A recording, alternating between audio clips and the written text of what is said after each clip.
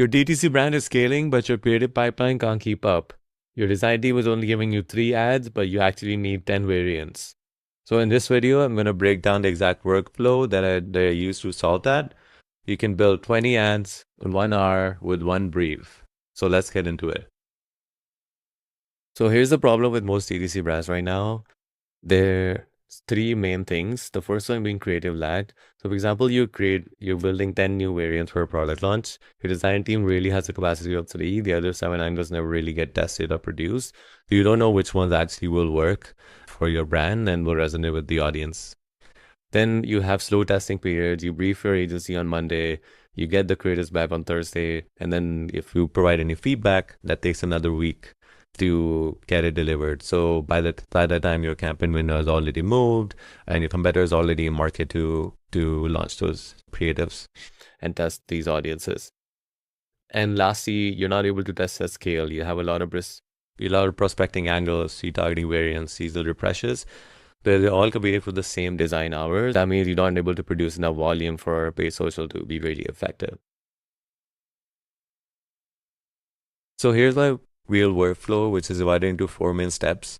The first one being the brief. This is the most important stage, and we know how you usually brief vendors or creative agencies that you provide sort of like a workflow, the objective, what campaign, what product, what's the goal, what audiences are you going for. So similar kind of workflow, but you're building it for your AI tool to really use and focus on 2 to 3 main ideas rather than giving it everything. So brief has to be a quality driven rather than just put everything in a copy paste kind of solution.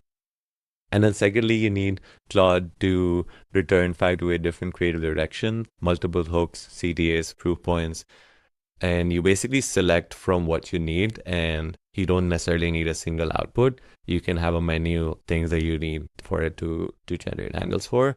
And then third thing is where the Claude really is useful is building sort of those HTML and CSS creatives.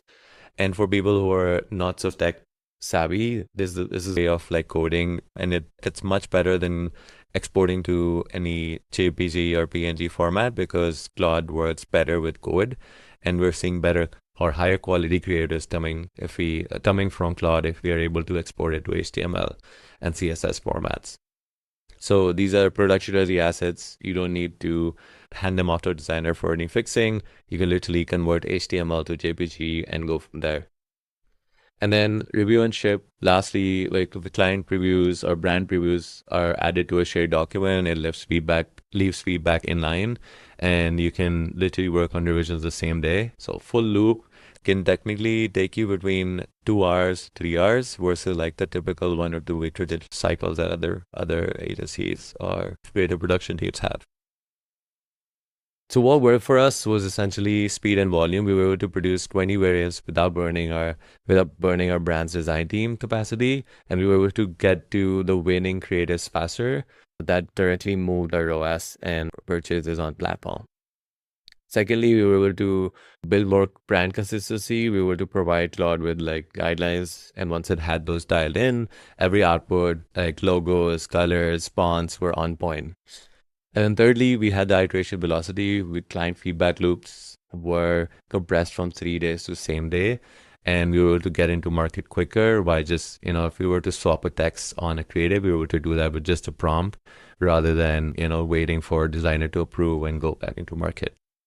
And then testing at pace, imagine running 5 to 8 angles simultaneously instead of sequencing them. You have more data, you have quicker learnings, you're able to compound on ROAS more and more. So it's important for us to be honest about it as well. This is the first few times we're doing it, and also Claude is new to market in terms of the creative variation that I can put out. It's not plug and play. Some layouts really need manual fixing, and some have spacing issues, some have breakpoints. You really need a critical eye before anything goes to your brand, and you can't really skip this step because you will run into issues. So that 2 hours can turn into 3 hours or 4 hours. It's still less than what you would do with a designer, but it's not simply plug and play. Brief is actually very important. So let's say if we go in and say build 5 ads for a brand and just give the URL, it's going to build out some vague ads and wouldn't have the right text. But if we give it a a small brief, which is like 2 to 3 sentences with clear like audience that we're going after, with clear messaging where we want to incorporate, it then takes that learning and starts to build from there. And also important point here that it does remember what you've been prompting it. So it doesn't really forget. So first few times you do it and we're like, okay, this is too much, I know, back and forth. But after the next few times, you'll see it starts to improve and take on a better output. So it is, but overall, I would say it doesn't replace your team. It just augments, and it's a good addition. It's a workflow improvement, not necessarily a resource replacement. So keep in mind. This was the complete workflow. There too is we can actually help you out. Either you just need some like templated workflow, and we can definitely send it over to you if you comment workflow below.